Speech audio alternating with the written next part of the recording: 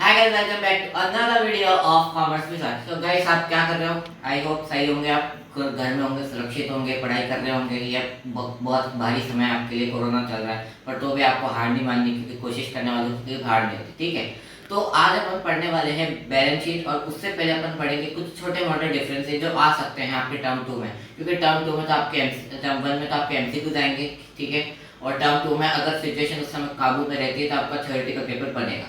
तो उसके अकॉर्डिंग ये डिफरेंस काफ़ी मायने रखते हैं 1-2 मार्क्स के लिए।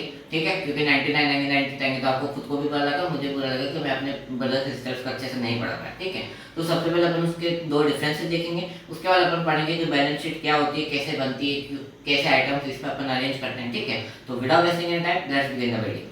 ठीक है, सबसे पहले डिफरेंस अपन पढ़ने वाले हैं रिसिप्शन पेमेंट अकाउंट और इनकम एक्सपेंडिचर अकाउंट। क्या डिफरेंसेस होते हैं? सी, डिफरेंसेस पढ़ने से पहले अपन को पहले ये देखना पड़ेगा सिमिलरिटीज क्या है। तो यार इसमें कोई भी सिमिलरिटी नहीं है, सिवाय एक के की वो है कि वो दोनों ही अकाउंट जो होते हैं वो एनपीओ द्वारा बनाए जाते हैं। दोनों ही नॉन प्रॉफिट ऑर्गेनाइजेशन उसको बनाती है अपना अकाउंट मेंटेन करने के लिए। ठीक है, अब अपन आते हैं डिफरेंसेस पे। सबसे पहला डिफरेंस क्या है?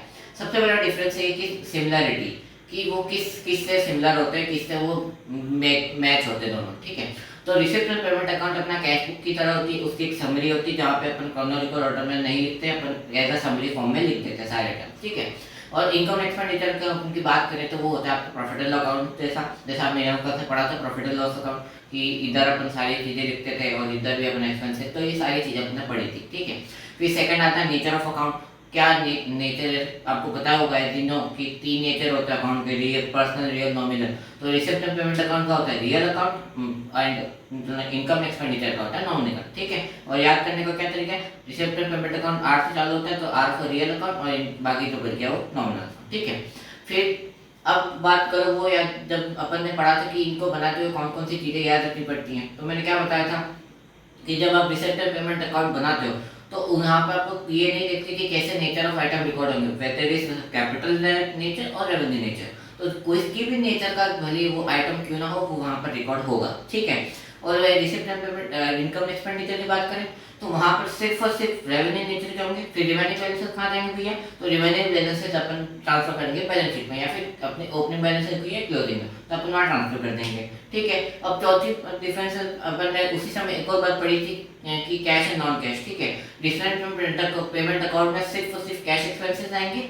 और जो इनकम एक्सपेंडिचर होगा वहाँ cash as well as non cash दोनों आएंगे, क्योंकि receipt payment account cash basis पे बनता है और income expenditure account accrual basis पे बनता है। ठीक है, फिर अपन ने पढ़ा था टाइम पीरियड की कब कब अपन को रिकॉर्ड करने पड़ते। तो रिसिप्ट एंड पेमेंट अकाउंट में पढ़ा था अपन ने कि भले कोई से भी ईयर का हो, भले प्रीवियस ईयर का हो, करंट ईयर का हो या नेक्स्ट ईयर का हो, किसी भी ईयर का क्यों ना हो, अपन रिसिप्ट एंड पेमेंट अकाउंट में उसको आंख बंद करके रिकॉर्ड करेंगे। और इनकम एक्सपेंडिचर में क्या करेंगे भैया? तो इनकम एक्सपेंडिचर में सिर्फ और सिर्फ करंट ईयर के पेमेंट, करंट ईयर के एक्सपेंस, करंट ईयर के इनकम से रिकॉर्ड करेंगे। ठीक है, फिर आती है एडजस्टमेंट्स, कि एडजस्टमेंट अपन को किस में करने पड़ते हैं। तो receipt and payment account as अपन बोलते हैं summary of cash book. Summary का मतलब ही ये सिर्फ एक कि उनको रिवाइज करना होता है, मेमोराइज करना होता है कि हम ये हमने खर्चे करे थे, ये हमको इनकम हुआ था, तो वहाँ एडजस्टमेंट करने की जरूरत नहीं है।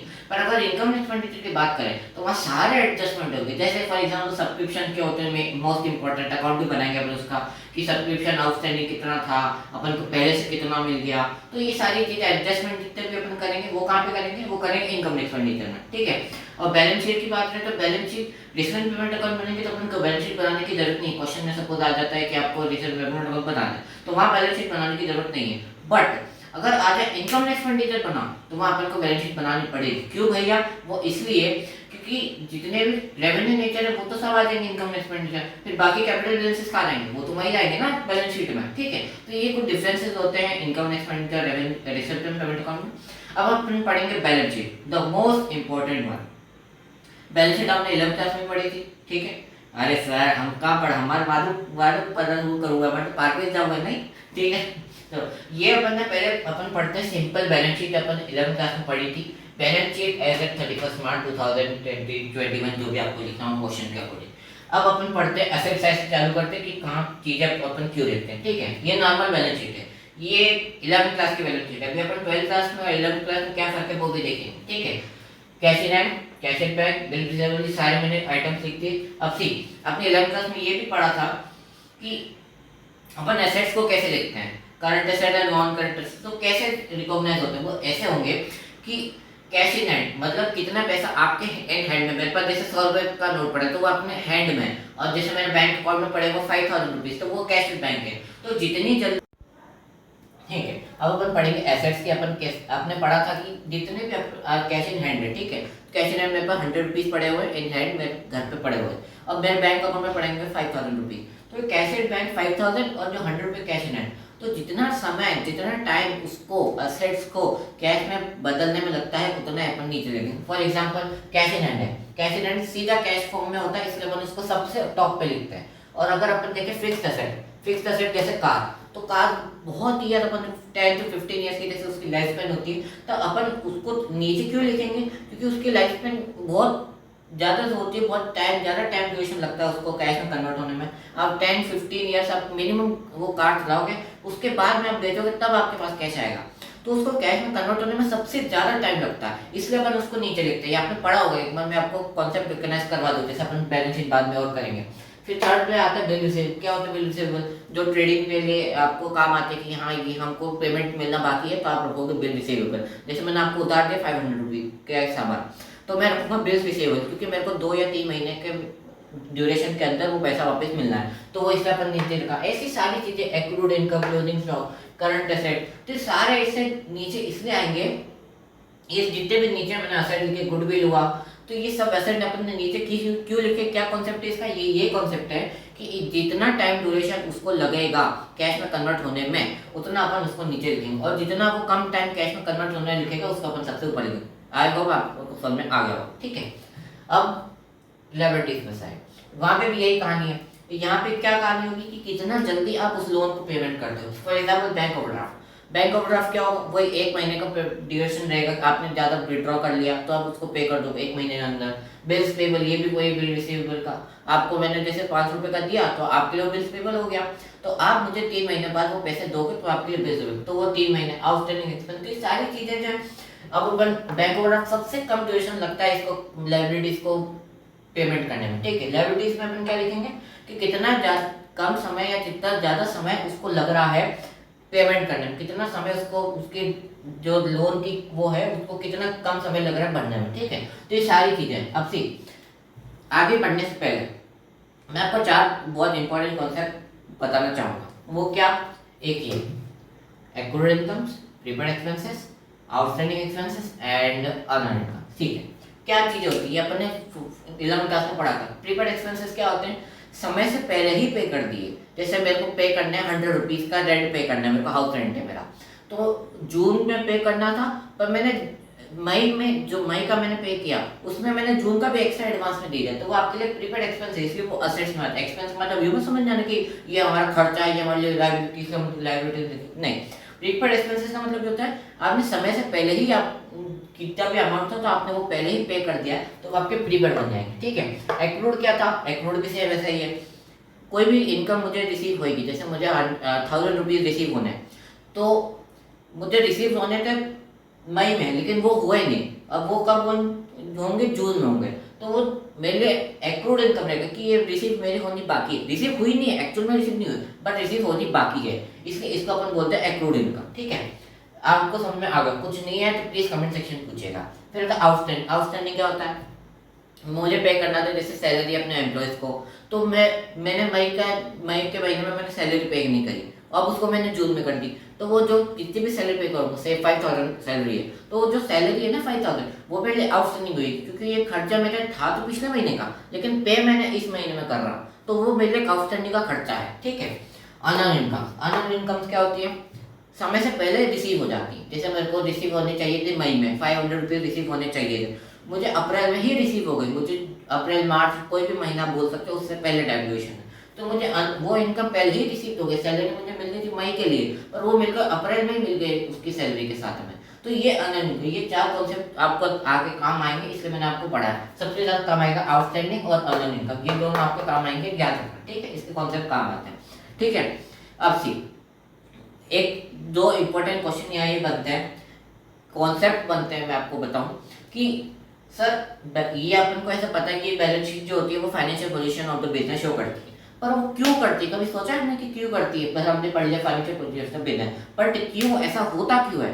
तो अपन को भी लॉजिकली सोचना पड़ेगा। तो वो ऐसा होता है कि जितना ज़्यादा असेट और कम लोन होगा, मतलब आपके पास असेट्स इतने सारे हैं और आपने लोन भी ज़रा भी नहीं लिया, तो वो क्या होगा, वो आपकी कैपेसिटी को बताएगा कि आप में अच्छी कैपेसिटी, आप अगर आपके पास कोई लोन आ जाएगा तो आप उसको पे कर सकते हो, ठीक है, वो बताएगी पेइंग कैपेसिटी।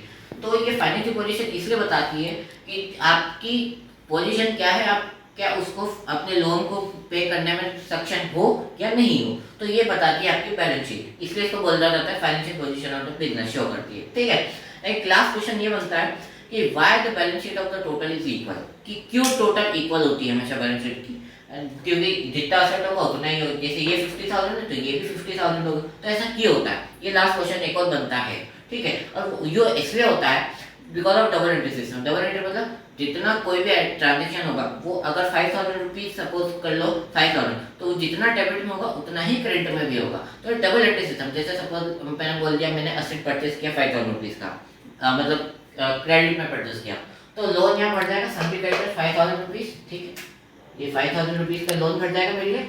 और यहाँ पे सेम मेरे पास करंट असेट्स में, ठीक है, जैसे मैंने करंट कोई भी परचेस किया, या मैंने करंट एसेट कोई भी परचेस किया 5,000 रुपीज के, तो 5,000 यहाँ और 5,000 वहाँ, तो कोई भी ट्रांजेक्शन आप करोगे तो उसका डबल इफेक्ट पड़ेगा, एक डेबिट होगा एक क्रेडिट होगा, सेम एंट्री से वो वहाँ पर इफेक्ट करेगी, 5,000 डेबिट यहाँ पे क्रेडिट यहाँ पे, ठीक है।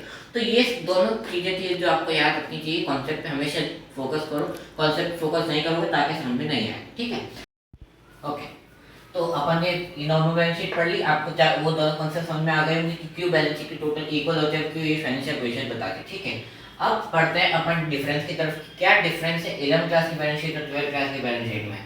वो डिफरेंस आएगा यहाँ पर, देखो, ठीक है, क्या डिफरेंस आएगा, जैसे कि मैं आपको पहले बताया था कि यहाँ पर अपन सिर्फ और सिर्फ कैपिटल फंड लिखते हैं, क्योंकि यहाँ पर कैपिटल का बैलेंस नहीं आएगा, यहाँ कैपिटल फंड आएगा, क्यों, क्योंकि एक फंड बनाते हैं कैपिटल का, ताकि कंट्रीब्यूट तो करेंगे वो लोग अपनी कैपिटल, लेकिन वो उनके लिए नहीं होगी, वो पूरे फर्म के लिए होगी, वो बिना प्रॉफिट मोटिव की होगी, वो बिना उसके होगी, ठीक है। तो यहाँ पे वो कैपिटल की जगह कैपिटल फंड लिखेंगे, ठीक है।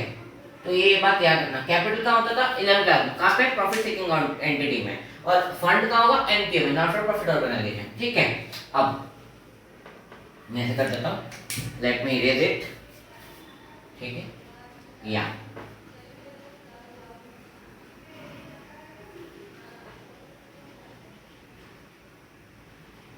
या और मैं थोड़ा सा बना देता हूँ, ठीक है, या अब अपन यहाँ लिखेंगे ऐड, ठीक है। अब 11th क्लास में अपन होते तो क्या लिखते थे, ऐड, नेट प्रॉफिट होता तो ऐड करते थे और लेस करते थे अगर नेट लॉस होता था, पर यहाँ अपन क्या नाम देंगे उसको, अपन ने क्या पढ़ा था, बोलो जल्दी से बोलो, या सरप्लस, वेरी गुड।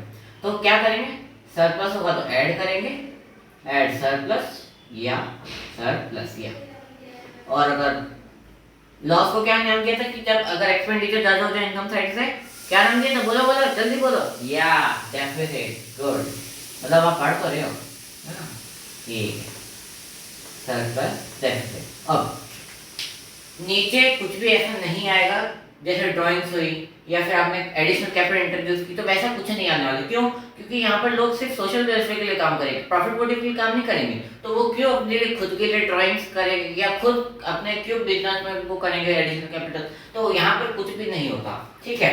या फिर एक और चीज का अपन ऐड क्या कर सकते हैं यहाँ पर, वो है एल एफ एफ, ठीक है, मैंने शॉर्ट फॉर्म में लिखा है, एल एफ का मतलब होता है life membership fees. Life membership की है फीस क्या है, लाइफ मेंबरशिप बस यही है कि जब मेंबर्स आते हैं तो वो पूरे इंस्टेड ऑफ मंथली या फिर ईयरली, मतलब मंथली देते हैं वो अपने फीस के, हम यहाँ इसके मेंबर हैं, तो instead of giving it one time, वो मतलब महीने नहीं देते, वो क्या करते हैं वंस इन अ वाइल पूरे लमसम एक अमाउंट देते हैं वंस इन अ लाइफ में, पूरे ऑर्गेनाइजेशन लेवल पे कहता है उसको बोलते हैं क्या, एलएमएफ, ठीक है। यही सब चीजें यहाँ पर आती हैं, बस ये डिफरेंस है कि वहाँ पे कैपिटल आता था या कैपिटल फंड आएगा, वहाँ पे नेट प्रॉफिट आता था या सरप्लस आएगा, वहाँ नेट लॉस आता था डेफिसिट आएगा, और एडिशनल कैपिटल और ड्राइंग्स आएंगे नहीं, तो उसकी जगह क्या लिखेंगे एलएमएफ, ठीक है। बस ये छोटे से कॉन्सेप्ट थे जो मुझे आपको बताने थे, और ये अपन ने बैलेंस शीट यहाँ तक कंप्लीट कर लिया है। अब कल अपन करेंगे इसके कुछ न्यूमेरिकल क्वेश्चन, तब आपको समझ आ गया होगा। नहीं आया तो प्लीज कमेंट सेक्शन में वापस पूछिएगा, मैं आपको वापस बताऊँ, ठीक है। तो तब तक के लिए टाटा बाय बाय।